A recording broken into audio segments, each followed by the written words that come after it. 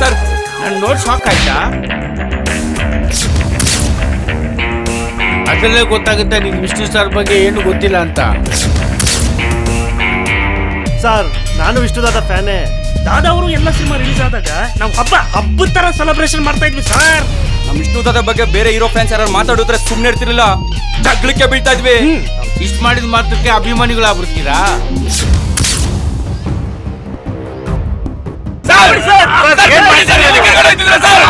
ನೀವು ಅಭಿಮಾನಿಗಳು ಅಲ್ಲ,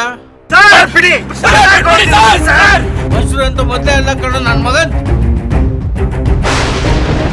ಬೇಡ ಸರ್.